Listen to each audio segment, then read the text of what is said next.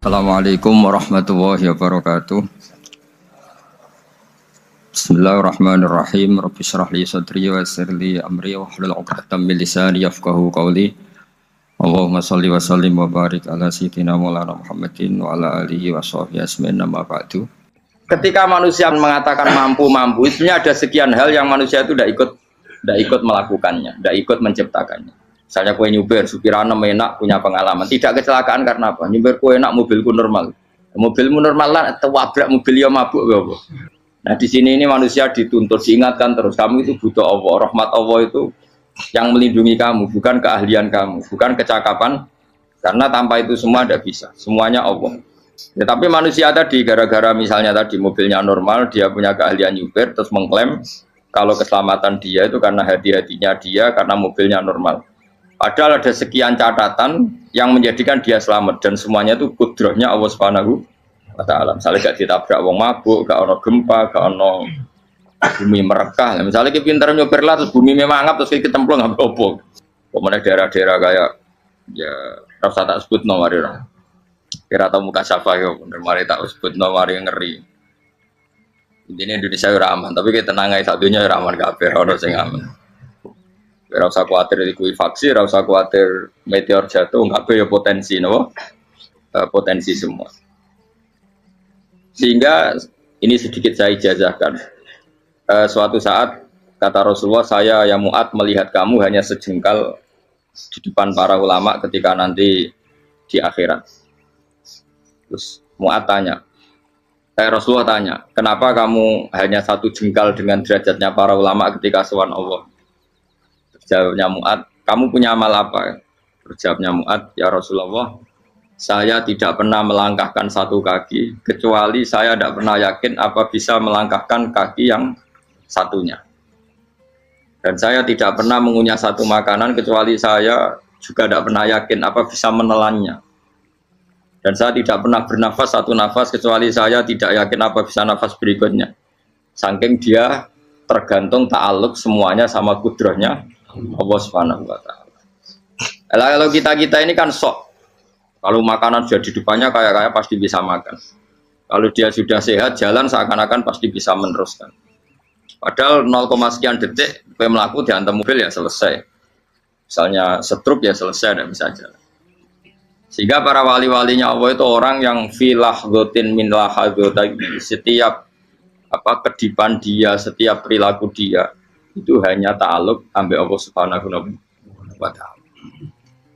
Itu yang disebut ya ayyuhan nasu antumul fuqara'u ila. Nah, kemudian resiko makom ini, ya semua makom tak ada resikonya. Resiko makom ini itu biasanya dia lupa doa.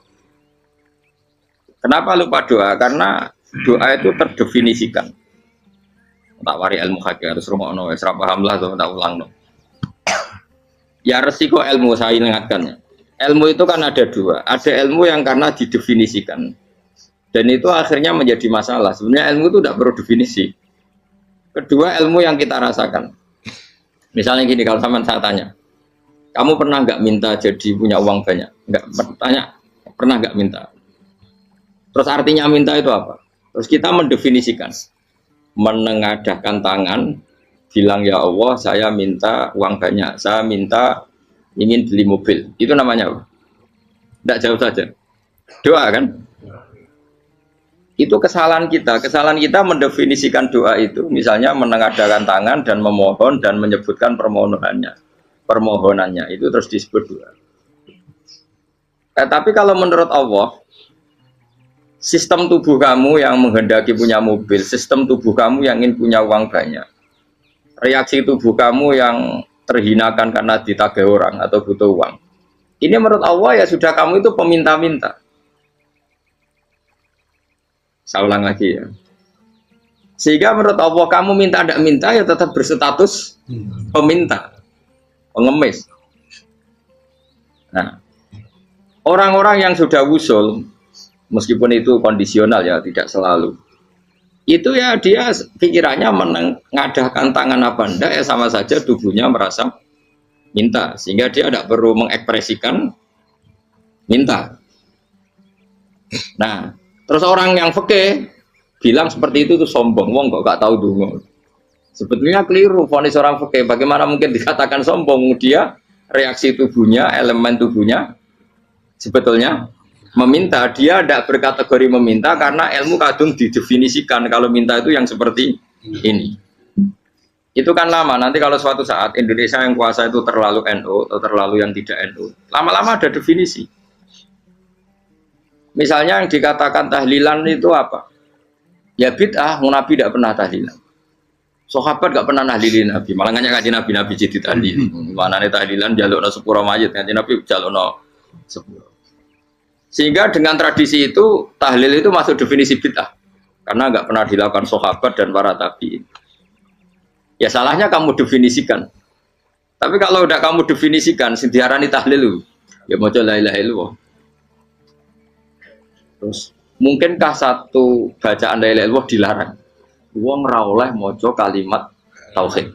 Jadi misalnya tahlil itu nafadno kalimat tauhid. Mau ketok orang ora iso dilarang tapi nak tahlil iku mitung dinane mayit kaya budo. Sakane kriminal. Enak. Ya sudah seperti itu. Makanya banyak orang salah itu karena ilmu kadung didefinisikan. Nah, definisi itu sebenarnya tidak mengikat dalam banyak hal. Ini penting saya utarakan. Ya karena seperti itu. Makanya itu masalah-masalah besar antara kita dan firqah-firqah yang lain, masalah ahli sunnah, terus masalah yang lain-lain. Memang ya sudah seperti itu. Ya saya ulang lagi ya. Ketika Nabi Ibrahim mau dibakar Namrud, itu masyhur cerita itu. Dan kemudian jadi Nabi namanya Habib Syahid. Habib Syahid itu sebetulnya hanya ngutip Habib Abdul Haddad. Jadi syair itu sebenarnya ada di Diwanul Haddad. Apa? Diwanul Haddad. Diwanul Haddad itu syair-syair Abdul Haddad ketika beliau usul, beliau mukasyafah. Terus bagian dinyanyikan Habib Syahid terus jadi populer. Saya ulang lagi ya. Tubuh kita, misalnya kamu lapar, perut kamu kan mereaksi minta makan. Andaikan kamu itu Tuhan, kan kamu tahu bahwa perut kamu itu minta makan. Tanpa kita bilang ya Allah saya minta makan, Allah tahu kalau reaksi tubuh kamu minta makan. Sehingga orang yang tidak minta pun asal makomnya makom yang ikror, mengakui kalau dia butuh, ya namanya sudah minta. Tapi fikih kadang mendefinisikan sing darane minta itu hanya madhep qiblat terus menengadakan tangan dan sebagainya. Ya sudah kita sebagai orang pengikut ya yang ikuti fikih, yang ikuti tasawuf, sebetulnya itu definisi yang sepihak. Sehingga ketika Nabi Ibrahim mau dibakar Namrud, masyhur itu cerita itu. Beberapa hari mungkin bulan-bulan orang disuruh Namrud cari kayu sebanyak-banyaknya. Ketika kayu sudah terkumpul mungkin satu lapangan, Ibrahim mau dibakar. Pegawai Namrud itu bingung caranya nguncalo Ibrahim. Mereka saking gedene napa? Api. Nak dincalo kok ado iku ratok tengah. Nak diparekno iku kepanasan. Masyhur. Terus setan zaman iku ora akeh dadi setan tenan. Saiki kan duplikate sak akeh dadi setan ra tau muncul. Wong duplikate wis napa? Akeh. Singkat cerita setan itu muncul pura-pura jadi manusia terus ditemukan manjanik. Manjanik ya semacam ketepil besar yang jadi mana ya dari kiai-kiai ketepil haram mergo penemune setan. Jadi ini tuh. Tapi nak manjanik penemune setan itu betul walhasil terus dibikinkan satu manjanik semacam ketepil besar terus Ibrahim dilemparkan ke api. Lewat apa? Ketepil tadi idenya siapa? Setan. Nah ketika di tengah api itu unik. Kata malaikat Jibril datang terus tanya sama Ibrahim, ya Ibrahim apa kamu butuh saya? Butuh. Alakah haja apa kamu punya kebutuhan? Jawab Ibrahim lah, saya tidak punya kebutuhan. Amma ilaika fala, kalau ke kamu enggak. Karena kamu makhluk, apapun keren kamu Jibril tetap kamu makhluk. Amma ilaika fala. Enggak maksudnya butuh ke Allah nanti saya nyampaikan. Malah dinya Nabi Ibrahim, kalau Allah tidak usah kamu sampaikan ya sudah tahu. Gua be Jibril. Oh, aku itu ditekak kan. Ya saya ulang lagi, apa kamu punya kebutuhan? Alaka hajalah ama ilaika fala, kalau ke kamu ndak. Ndak maksudnya butuh ke Allah nanti saya sampaikan. Karena Jibril yang mentang-mentang dekat sama Allah dan tukang memberi informasi. Tapi kata Ibrahim, kalau ke Allah sih nggak perlu kamu, dia sudah tahu. Nah itu terjadi nadamanya Habib Abdul Haddad Masyhur itu apa? Hasbi min su'ali ilmuhu bihali. Jadi cukup ilmunya Allah itu menjadikan saya tidak perlu minta. Hasbi min su'ali ilmuhu bihali. Jadi ada kondisi tertentu yang para wali itu, saya ulang lagi, kondisi tertentu yang para wali itu ya tidak minta. Tapi kalau itu ditiru jenengan semua ini jadi keangkuhan. Kenapa? Wes ora ndonga tangane ditenangano, atine ora eling pangeran, kan akhirnya tak jaluk tenan. Jadi aja niru wali-wali. Nah, wali-wali itu kan misalnya tangannya tidak menengadah tapi semua sistem tubuhnya merasa butuh sama. Saya itu pernah gitu. Tapi itu kondisional dan saya juga ngulang tidak mesti bisa. Ketika saya umroh itu pernah saya ada satu kondisi itu doa ya di putaran pertama dos. Di putaran pertama saya berdoa ya agak banyak di multazam. Putaran kedua mau berdoa sudah tidak berani lagi. Sampai ke-7. Hari kedua ya tidak berani, hari ketiga tidak berani. Nah seperti itu tidak bisa dibuat-buat meskipun saya juga agak ingin. Tapi ya pas itu ya nggak bisa. Gara-gara itu korban kitab hikam, ya kitab hikam yang terkenal. Kitab hikam itu pernah cerita gini. Rubbama dallahum al-adab ala tarkit tolak. Terus di antara makalahnya itu wa inna ma yunabbahu man yajuzu alaihil ikhfal. Tapi kamu jangan niru dosa kan. Tapi jangan ingkar ilmu ini tambah dosa oke. Jadi niru ya dosa, ingkar ya dosa. Jadi ada seorang wali kata hikam. Kadang-kadang seorang wali itu mau doa diulang itu sungkan. Kenapa? Yang perlu diingatkan tuh yang potensi lupa. Allah kan masih ingat doa kemarin. Lalu itu gara-gara saya sebelum umroh itu mensinau kitab hikam itu agar fidrullah. Ya Allah, sing tak dungani wingi ejek eling kok tak eling nomene. Dadi wa inna ma yunabbahu man yajuzu alil fal, yang bisa diingatkan hanya orang yang potensi lupa. Sementara Allah tidak akan. Tapi kan akhirnya dungane eling. Ya Allah kayak kemarin. Hari ketiga ya Allah kayak. Makanya menurut saya ilmunya orang hakikat itu juga ada sisi kriminalnya karena ya tadi. Tapi kamu ingkar ya keliru. Memang Allah gak mungkin lupa, ngapain kamu ingatkan. Makanya menurut saya Allah itu memang zat terbaik, benar-benar Rahman Rahim. Mestinya nak Allah terbaik itu ngomong bedino malah ngamuk. Lah aku lali tapi kok hilang eling dong. Tapi Allah itu ya maklumi ya dengan kekeliruan. Kita ini kan selalu keliru, dongo terus ya keliru sebetulnya, karena seakan-akan kan mengingatkan seseorang yang mungkin lupa. Wong Allah tidak pernah lupa kok, kamu ingetin terus. Atau kamu menggurui Allah, yaitu ya Allah nang sebadani kalau di duake, padahal nggak mesti maslahat bagi kamu. Duake orang mesti maslahat bagi kamu. Maka ada sekian contoh yang wali itu dibully pangeran. Saya sering cerita, banyak cerita wali itu dibully pangeran, digarap ya pangeran. Ini gara-gara salah dewi. Saya pernah cerita dan itu ada di hikam betul di kitab itu. Ada wali itu tukang hamal itu manol di pasar, itu tukang angkut. Jadi kalau ada orang bawa barang berat diangkut dia, terus misalnya kalau dulu mungkin ya ke kereta atau ke singkat cerita terus diupahi.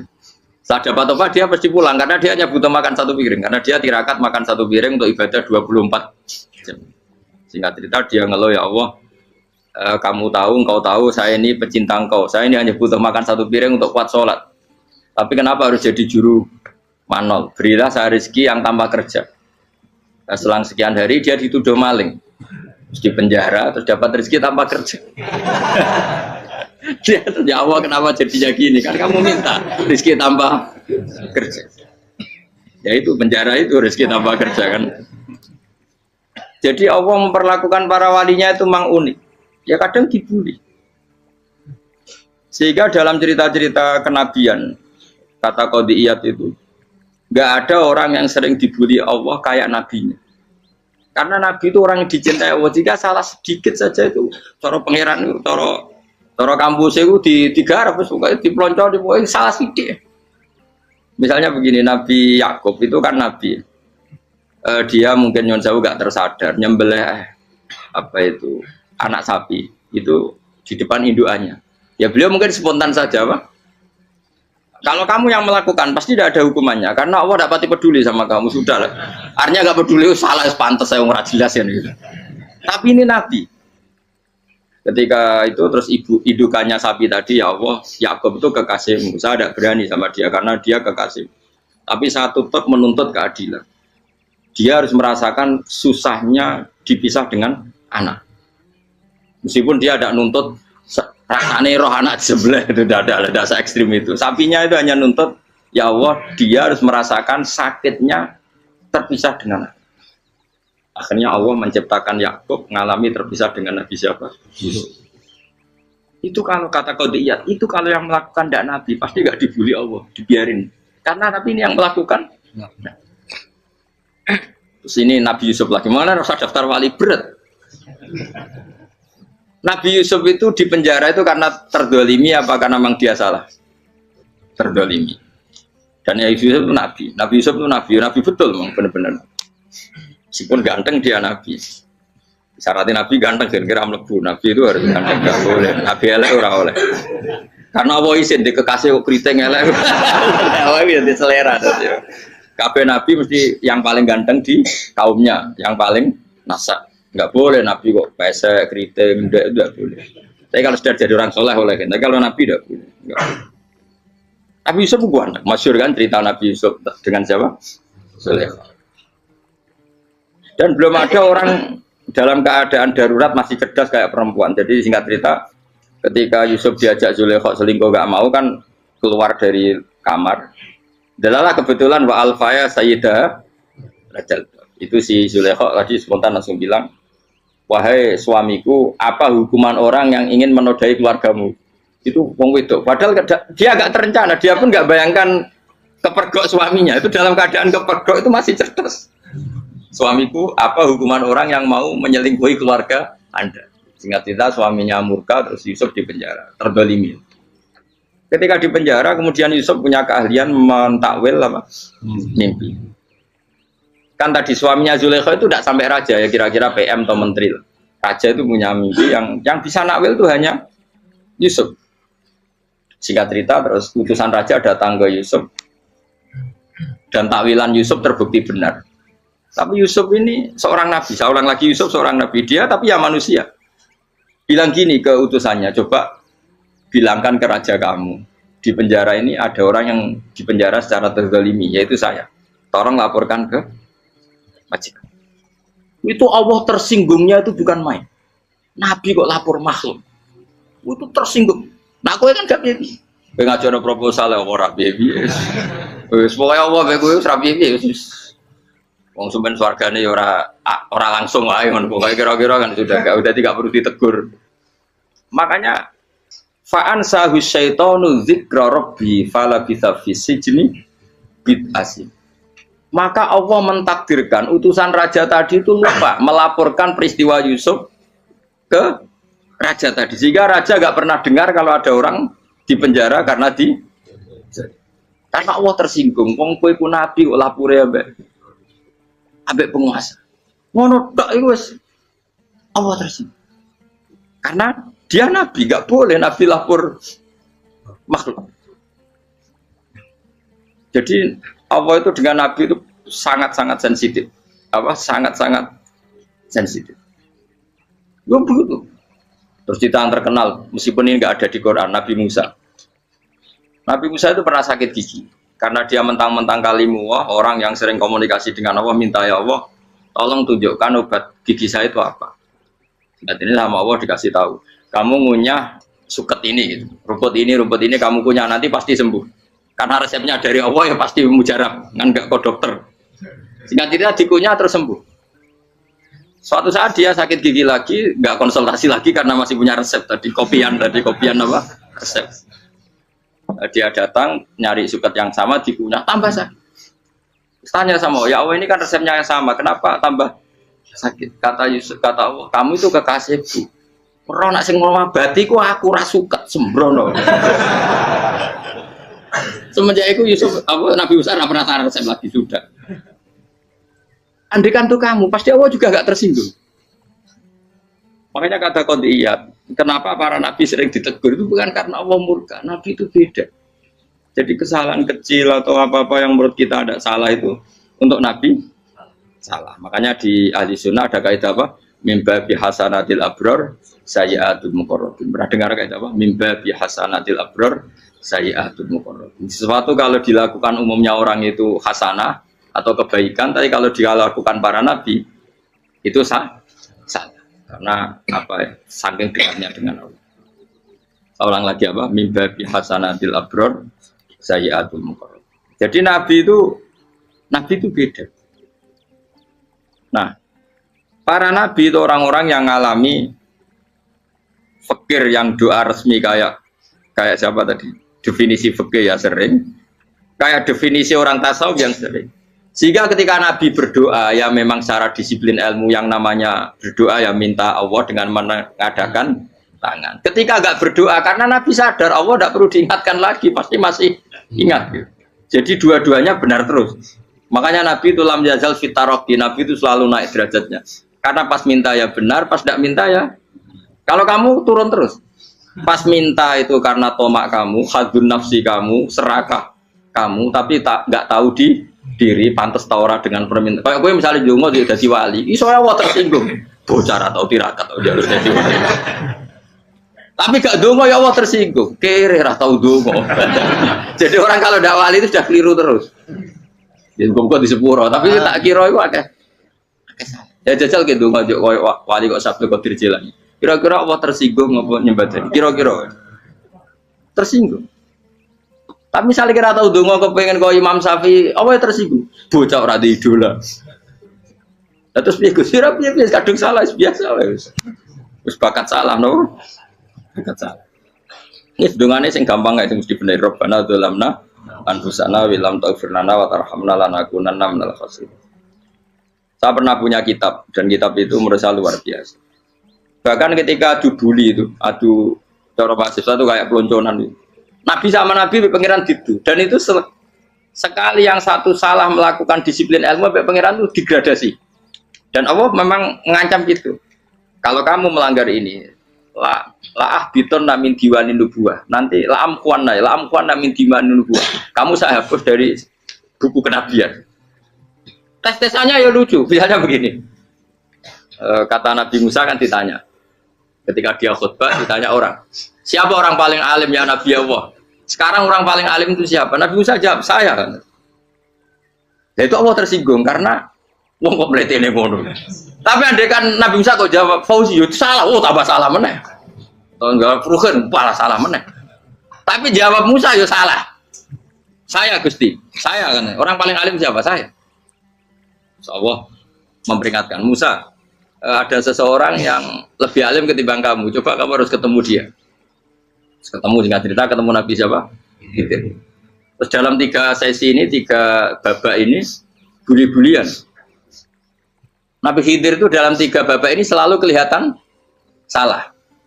Di antaranya adalah cara sekarang ya mungkin di gonjak sepeda motor atau perahu kalau dulu. Yang menggratisi dia numpangi sepeda motor malah spionnya dicopot gitu. Spionnya dicopot, dirusak. Tapi Musa kan terus sudah digratisin malah rusak yang motornya yang apa? Menggratisin. Nabi Khidir masih tenang. Kamu udah paham. Jadi Nabi Khidir mesti sudah kamu udah paham. Itu kata syurrahul hadis termasuk Ibnu Hajar al-Asqalani bilangin. Setelah itu kedua membunuh anak kecil. Musa tambah marah. Anak yang belum punya dosa kok kamu sampai 3 kali ada 3 peristiwa. Itu kata syurrahul hadis. Andai kan Musa kok diam tidak protes, maka dia akan disalahkan Allah. Karena dia berarti membiarkan kemungkaran di depan matanya tanpa reaksi. Jadi sebetulnya ketika Musa berontak itu Nabi Khidir, Nabi tenan gitu. Jadi itu kan unik. Tapi berontak itu disalahno. Jadi angel sandi tes-tesan dadi nabi ku ya angel. Misalnya kok Nabi Musa itu kayak model santri Jawa Timur. Nabi Khidir salah, nggih nderek mawon. Ya ora nabi jero barang mungkar. Menengae. Berarti yo nabi goblok ngono kira-kira. Makanya memang Musa harus konsisten seperti itu, harus demo terus. Kayak saya misalnya sebagai kiai fikih, kiai ya harus seperti ini cara mulang saya. Enggak boleh saya misalnya terus anut mulang terus tawadu semeneng itu ora karu-karuan. Jadi andekan Musa kok tidak protes itu malah salah. Ya memang harus. Dan itu Nabi Khidir Nabi tenang.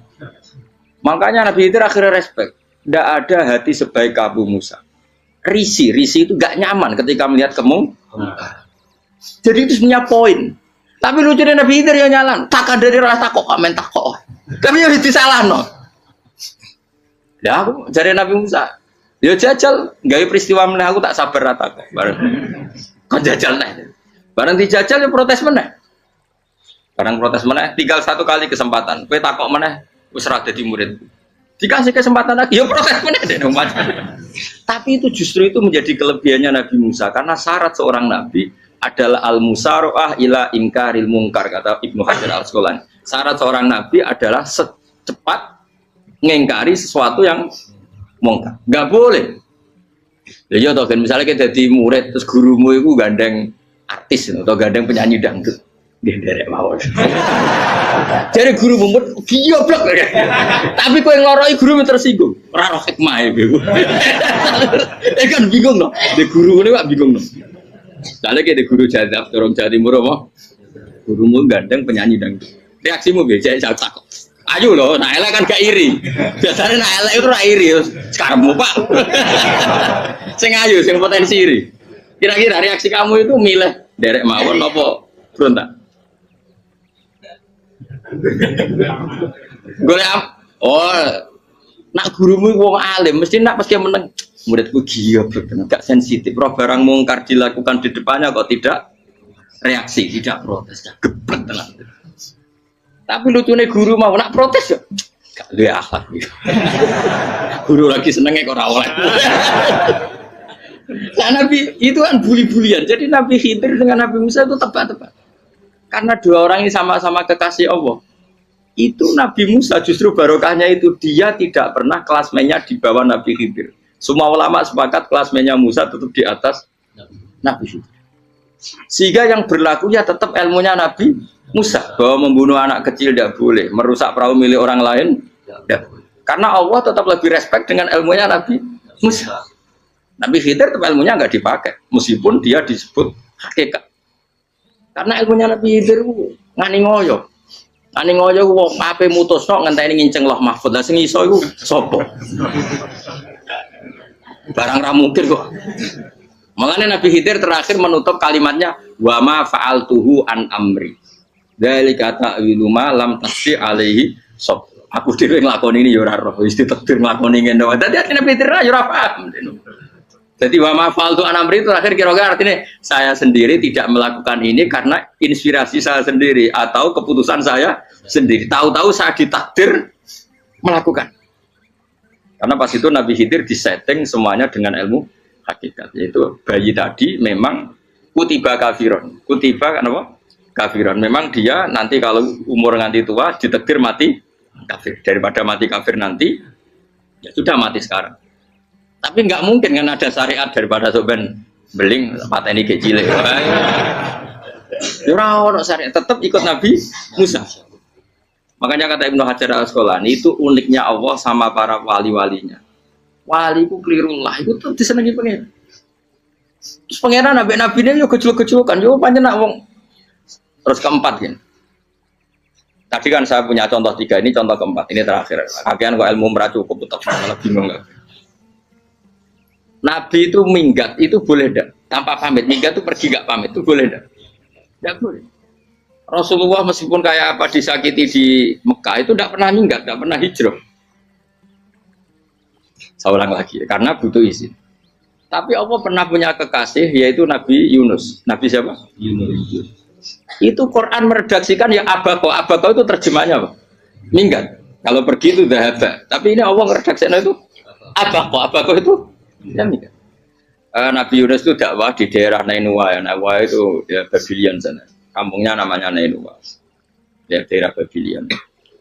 Babylon itu kalau di geografis modern ikut Irak. Ikut mana? Irak. Jadi Kufa, Basra, Babylon. Terus siapa itu yang ngalahkan pasukan Yahudi dulu itu Buktanasor, Hebukat Nazir itu ikut mana? Babylon apa? Babylon. Bama unsila alal malaka ini di Babila Harut Amar.